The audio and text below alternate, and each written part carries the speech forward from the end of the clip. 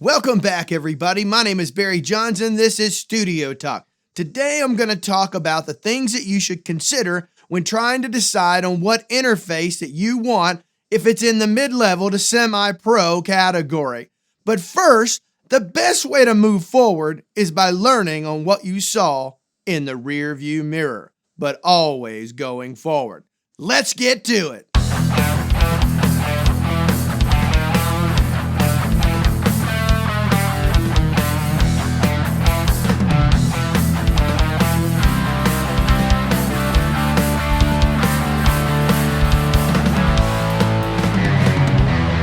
All right. So, as I talked about in the beginning, we're going to talk about the things that I think you should consider when trying to find that mid-level to semi-pro recording interface for your project studio. Recently, I did a video on the things that you should consider when trying to look for an entry-level / budget recording interface, which that video was really meant for those who are just trying to kind of play with the idea of dipping their toes into creating a home project studio and really don't have a lot of experience, but they're not willing to invest a ton of money right out of the gate, or those on a limited budget. That said, you can get some very good results with entry-level / budget interfaces. They just don't have all the options and features that we're going to talk about those interfaces today. I had a viewer leave a comment on that video on budget level interfaces. His username is NedGP, and he sent me a link to a song that he had recorded on a Behringer UMC interface. And I have to tell you, if you're questioning whether or not you can get great results with an entry level or budget recording interface, I'm here to tell you can, because his recording I thought was very well done and very well put together and sounded great to my ears. I'm putting a link down below to that song.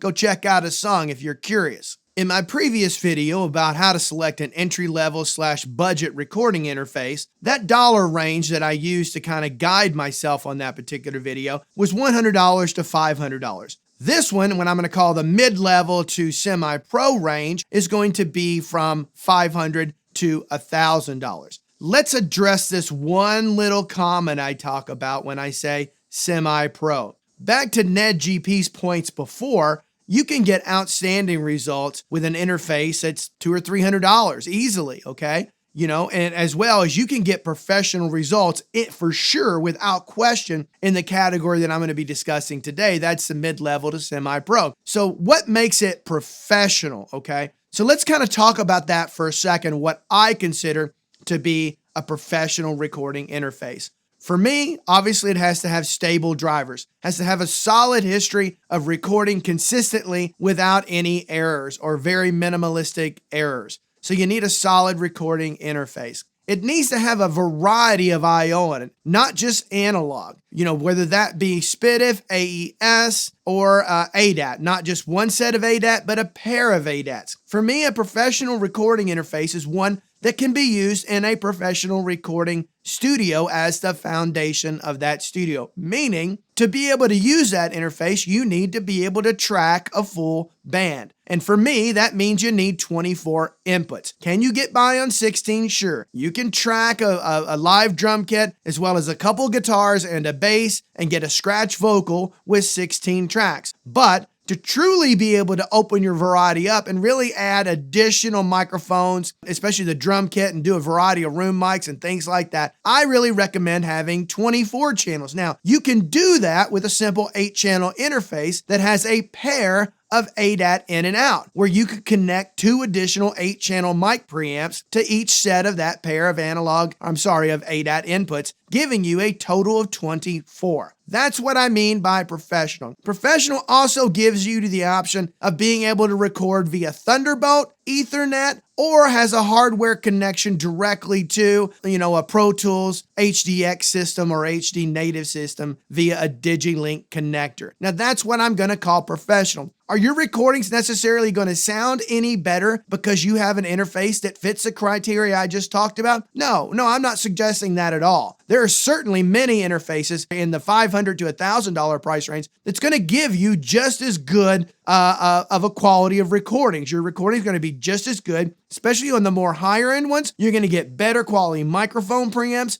and things like that that are going to rival what I'll call a professional recording interface. Professional recording interface does not mean that it's the only type of interface you can get professional results with. It means that it's a type of interface where you can use in a professional setting, being able to record at least 16 tracks, if not 24. Let's get that out of the way so I don't ruffle any feathers or get anybody upset, okay? Now let's move on. So even though you may not be looking for an entry-level or budget-level interface, I suggest going back and watching that video so you can get some of the criteria that I talk about on how to, what type of things should you be looking for in a recording interface in general, because as much of that applies to the entry-level budget applies to this one as well. So I think it behooves you to go back and spend a little bit of time watching that video. That said, let's get started into some of the things that I recommend that you consider when looking for a mid-level to semi-pro interface. I think having the ability for the interface to offer you some DSP on the front end while tracking is really an added benefit. If you're the type of home recording engineer that does a lot of virtual instruments as well as and mixes in a lot of variety of analog sources, and especially if you like to track as you go, you want to be able to have the flexibility to be able to do anything you want as you're recording as you want. So if you want to add a track later, you want to be able to add it later, and you don't want anything to get in your way of being able to do that. Well, as you start to stack these things and you're starting to add a lot of plugins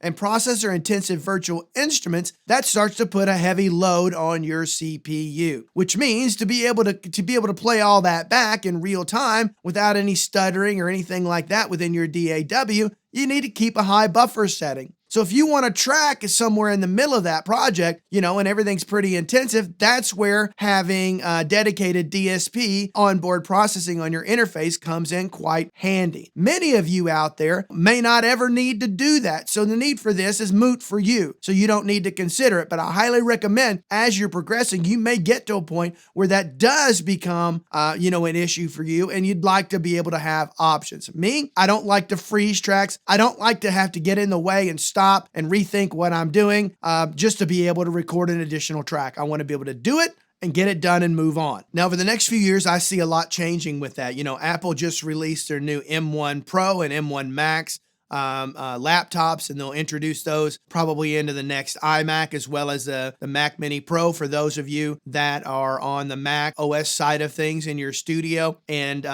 having currently using an entry-level MacBook Air with the M1 processor, that thing is insanely powerful. These next chips coming up really will make the whole need for DSP, I believe, kind of a moot point, especially over the next few years. I think the ones that just came out probably have already made that. I haven't got my hands on one of those yet. I do plan to buy one, but we'll find out. We'll find out how that works, because I know that little entry-level M1 MacBook Air does one heck of a job when for just audio for sure. Okay, so back to recording interfaces. Having DSP is a valuable option for you in your recording studio. Let's talk about the next thing I think you should consider, and that is additional digital I/O. I think if you're ever planning to incorporate outboard gear into your studio, or you want to give yourself the flexibility to go in and record a drum kit at some point, or more than just 2 or 4 inputs, or within the limits of the interface that you're looking to get, I think having the ability to be able to expand that will prove to be vital later on. And having ADAT-IO is a great way of doing that. If you just want to be able to add additional microphone preamps, you can do that with something like the Audient ASP units, where you can add 8 quality channel microphones to the existing inputs on your existing interface and give you that expandability. If you want to incorporate hardware, and especially if you want to have quite a bit of hardware, you can incorporate something like a Motu 16A that give you an additional 16 analog ins and outs that you can connect via ADAT on the back of your interface, assuming that you have 2 sets of ADAT in and out. If you only have 1, then of course you can only do 8 additional in and out for any other hardware I/O or additional microphone preamps. Maybe you're using those via a couple of Lunchbox 500 series units. So consider that. Thing to consider is how many microphone inputs that you need. Now, you can certainly there's a plethora of interfaces that have 8 microphone inputs on them, but then there's also some that are in the $1,000 range that only have 2 or 4 microphone preamps. And so What I found is when you get into the more expensive interfaces that maybe only have two microphone inputs, what they're doing is that's enabling them to save money on other things in the manufacturing process. It's not just the microphone inputs. When you make a device that's a smaller footprint, fewer materials are used, shipping is less, the box is smaller. There's a lot of things to consider, and that gives them the ability to add other features that ordinarily you might not find in lesser expensive units. And that is maybe better to analog to digital conversion. Another thing is adding some of the digital I/O that I talked about. For many, it's adding onboard DSP, where you've got things like the Apollo units from Universal Audio, as well as the Synergy units and things like that have onboard DSP. So gives you the ability to get a little bit better quality in those areas. Understanding how many microphone inputs, or more or less how many analog in and out do you need. One of the advantages of going with 8 analog individual ins and outs is that even if you're only recording, let's say you're a home person and you got one microphone, you mainly do your vocals, and another microphone that you do for, recording guitar instruments or things like that, or whatever it is, you're only using a couple. Maybe you're only using a few inputs, and so you may not need all 8 analog I/O that you have on there. But as you grow and you want to start incorporate some analog compressors, EQs, things like that, that's where having the additional I/O can help, because you can leave that stuff permanently connected to your interface without having to go and unplug and plug in cables every time you want to patch something like that in. And of course, it avoids,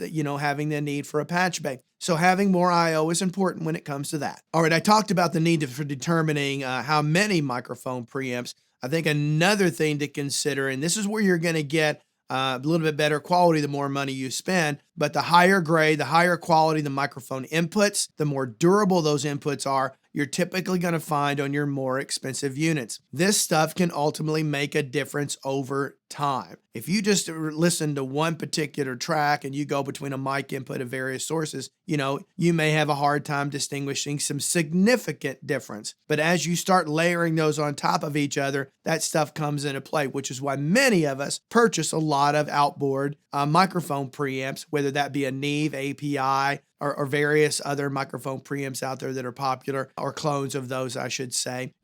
I happen to have quite a few here in my studio, and those are typically my go-to. The quality of the microphone preamp is going to matter, so I think you need to consider that as well. Okay, the next is the type of connection, getting those ones and zeros in and out of your interface into your computer. And that's where having an interface that has USB-C or a Thunderbolt really becomes quite valuable, because those particular connection types be able to really give you really fast in and out, to really be able to read and write quickly and get that data in and out of there without having any interruptions. The more channels that you have, the more you're using, things like that, the more important that is. It also gives you stability. You have less dropout, things like that. So I would strongly recommend looking for units that have either USB-C or Thunderbolt style connectors. That means as you grow, and especially when you start expanding your I/O beyond your analog in and out to your digital I/O, whether it's SPDIF, AES, or ADAT being the most common of those,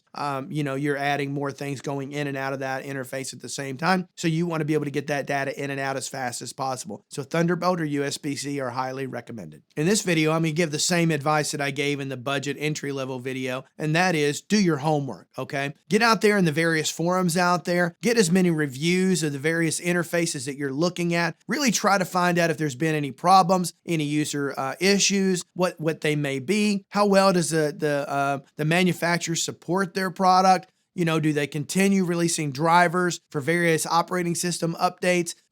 How long do they keep their hardware supported? What is their history there? These things come into play, because the more money you spend on an interface, the likely you are to keep that interface a much longer time. And you want to make sure that interface can continue working for you and staying productive for you, for years to come. You don't really want to trust reviews that you see on online music stores like Sweetwater, Musician's Friend, all the various ones out there. I think people tend to leave positive reviews more so in those areas than they do in your online forums where there's a community back and forth, quite honestly, where other people can reply to what someone has said. And then you can get a more robust discussion, a better, overview of really what it is you're out there going to spend your hard-earned money on. So spend the time, do your homework, read the reviews, and so that you know what you're buying is what you're hoping to get as far as quality, durability, support, and all of those things. Those things are ultimately very important. So lastly, I'm going to talk about what's the quality of analog to digital conversion in the interfaces. I think understanding that, again, that's something you go out and you'll do some reviews on to get some user feedback, although that's a little bit harder to gain because you're not sure does the person giving that feedback have experience with higher or lower end analog digital conversion? But that's one of the things. Typically, the more money you spend, the better analog to digital conversion you'll get. Now that is becoming less and less so these days, especially in this price category. Most interface manufacturers out there have come a very long way and are really almost all of them are making interfaces with really good analog to digital conversion.